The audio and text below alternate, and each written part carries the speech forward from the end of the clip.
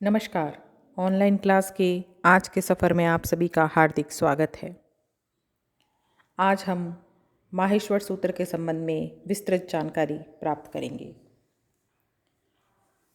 माहेश्वर सूत्र हैं अ ई ऊण reel rig ए ओंग ऐ औच हाय वरट लण या मांगणा नाम झ बय घ ड दश जब गड दश खफ छठत चट तव कपय श स सर हल।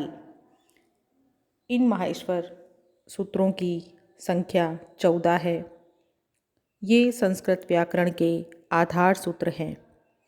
इनका प्रकटीकरण सर्वप्रथम भगवान महेश के डमरू वादन से हुआ था, अतः इनको माहेश्वर सूत्र कहते हैं।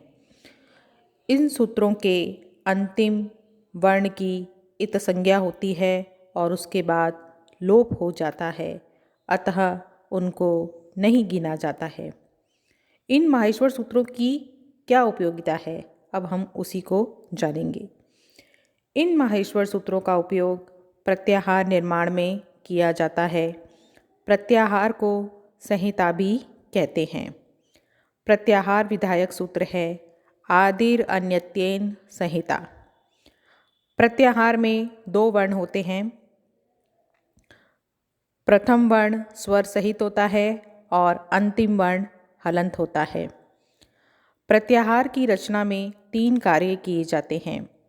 प्रत्याहार के प्रथम वर्ण को माहेश्वर सूत्रों के आरंभ या मध्य से लेते हैं और प्रत्याहार के अंतिम वर्ण को माहेश्वर सूत्रों के अंतिम हलंत वर्णों में से लेते हैं।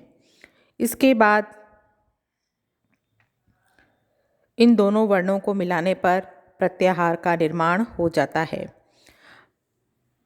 इसके बाद दोनों के बीच में आने वाले जो वर्ण हैं वे और प्रथम वर्ण को ही प्रत्याहार में शामिल किया जाता है और अंतिम हल वर्ण को छोड़ दिया जाता है, क्योंकि इत संज्ञा के फलस्वरूप उसका लोप माना जाता है।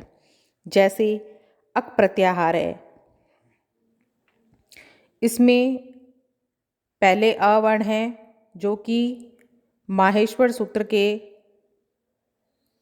सबसे पहले सूत्र का आरंभिक वर्ण है और उसके बाद इसमें क वर्ण है जो कि पहले माहेश्वर सूत्र का अंतिम वर्ण है। क्षमा कीजिएगा, दूसरे माहेश्वर सूत्र का अंतिम वर्ण है। अक प्रत्याहार में इन 2 माहेश्वर सूत्रों का प्रयोग हो रहा है, अ ई ऊण और रील री क।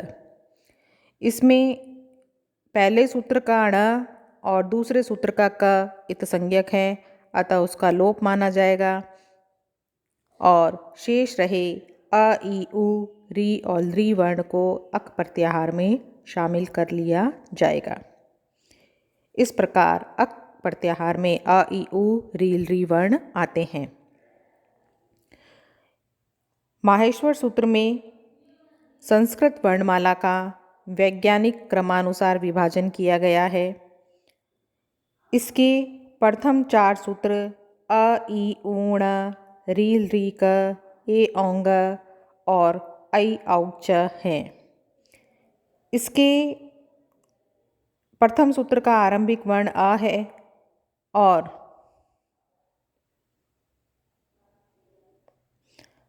अंतिम चतुर्थ सूत्र का अंतिम वर्ण च है। इन दोनों को मिलाने पर अच प्रत्याहार बनता है। अच प्रत्याहार में 9 स्वर हैं। इस प्रकार संस्कृत वर्णमाला में कुल 9 स्वर हैं। इनमें अ ई उ री ली ये 5 मूल स्वर हैं और ए ओ ऐ औ ये 4 संयुक्त स्वर हैं। अस्य चमो सूत्र से अ ई उ र इन चारों स्वरों के दीर्घ रूप आ ई उ री भी स्वीकार कर लिए जाते हैं। इस प्रकार स्वरों की व्यवहारिक संख्या 13 मानी जाती है। 9 तो माहेश्वर सूत्र से लिए गए मूल स्वर और 4 अस्य चवों सूत्र से लिए गए दीर्घ स्वर। माहेश्वर सूत्र के पंचम सूत्र से 14वें सूत्र में ह या वरट लण या मांगण नाम झ भया गड़दश जब गड़दश ख फ छ ट त च ट त व क प य श श स र और हल सूत्र हैं। 5वें सूत्र का आरंभिक वर्ण ह है और 14वें सूत्र का अंतिम वर्ण ल है। इन दोनों को मिलाने से हल प्रत्याहार बनता है। हल प्रत्याहार में सारे व्यंजन आते हैं। 5वें सूत्र में ह वर्ण का प्रयोग किया गया है ताकि उसकी परिगणना अट प्रत्याहार में हो सके और घोष वर्णों में भी ह को गिना जा सके और हल प्रत्याहार का भी निर्माण हो सके।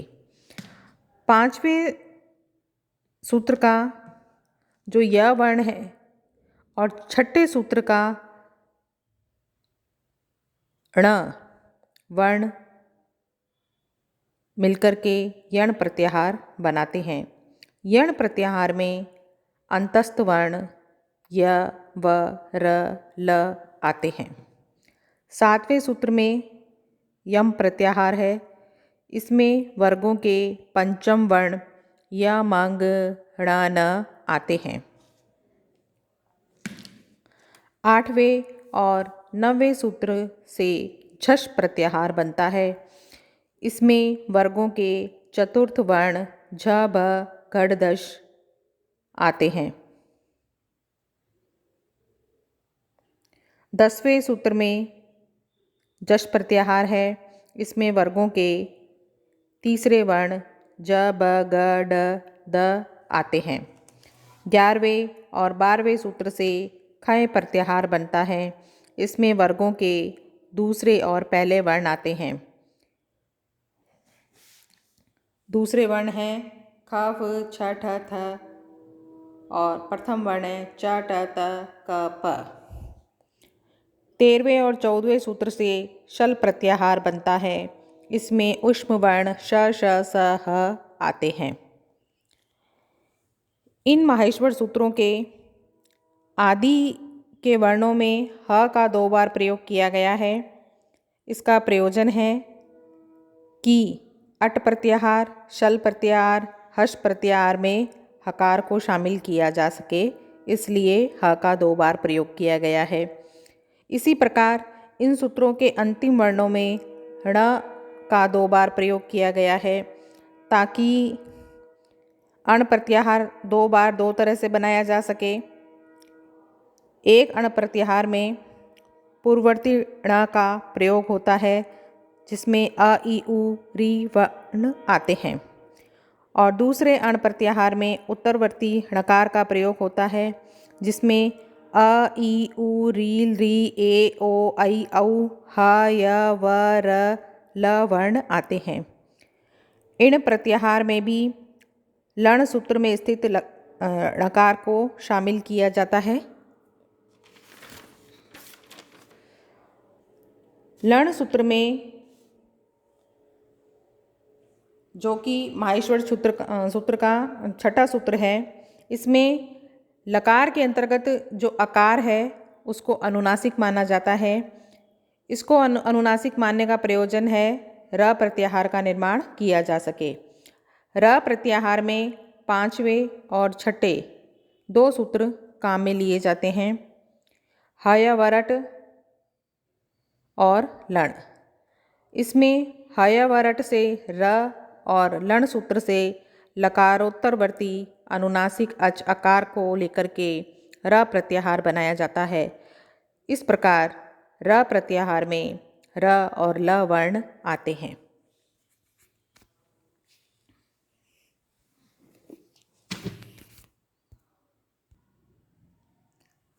माहेश्वर सूत्र की उपयोगिता प्रत्याहारों का निर्माण करना है। लघु सिद्धांत कौमुदी के अनुसार इन माहेश्वर सूत्रों से 42 प्रत्याहार बनाए जाते हैं। व्याकरण सिद्धांत कौमुदी के अनुसार इन माहेश्वर सूत्रों से 43 प्रत्याहार बनाए जाते हैं। और यदि र प्रत्याहार को इसमें शामिल कर लिया जाए तो प्रत्याहारों की संख्या 44 हो जाती है। ये प्रत्याहार हैं अक, अण, अच, अट, अण, अम, अश, अल, इक, इच, इण, उक, ऐंग, ऐच, ऐच, हश, हल, यण, यम, यैं, यै, यर, वश, वल, रल, मै, गम, झश, झस, झय, झर, झल, भश, जश, बश, खय, खर, छव, चय, चर, शर, शल, यम और र प्रत्याहार। इस प्रकार साथियों, आज हमने माहेश्वर सूत्र के संबंध में जानकारी प्राप्त करी है। अब मैं अपनी वाणी को यहीं विराम देती हूँ। धन्यवाद।